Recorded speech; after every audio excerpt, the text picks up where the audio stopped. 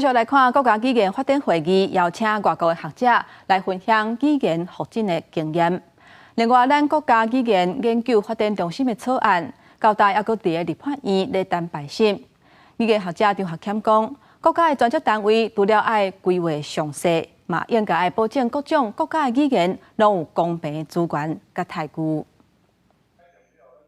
议法会议自7月到今，就跟各界针对台语名称有真侪争议和讨论，就是惊台语变做新的霸权。文化部长在正式大会中回应的是强调，即马侪族群语言拢是国家语言，未阁有独尊某一个语言的状况。文化部嘛表示，未来为着要促进社会通有愈侪接触无共语言的机会，打算要透过打造语言产业，增加侪国家语言的就业机会，嘛互少年家在学习的时愈有动力。原住民语言或者客语的语族很害怕。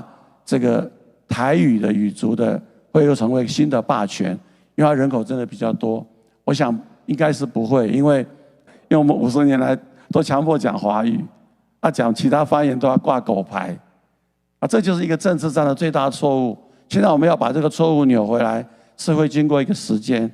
另外，为着要让台语、原住民语等等的国家语言通有全面性的语言政策来支持和施行，行政院在今年6月宣布通过国家语言研究发展中心设置条例草案。在英国威尔斯嘛有通过立法成立小型的独立机关。威尔斯的语言副政员表示，因除了爱规划发展威尔斯语的语言政策，目前讲威尔斯语的人口仅50万，只占总人口的16%左右。因希望在2050年达成100万人的目标，因嘛着监督政府敢有达成目标。 Independent of government,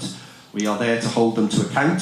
but also to provide advice on key policy issues. Now, these range from education, health, broadcasting, planning, housing, and so forth.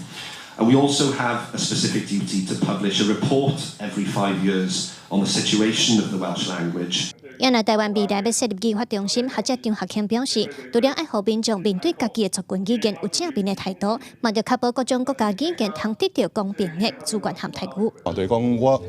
平是人吼，我应该享有的语言权利，是否得到国家的这保障，甲经费支持。 学者嘛强调，虽然议法中心的设立已经得到行政院的支持，不过即马搁在立法院等排审，所以讲会过未过，还阁唔知。伊认为无论结果是安怎，民间有关是爱维持组织合作的精神，互台语通继续发展落去。记者卢尚如、酷焦勇、屏东报道。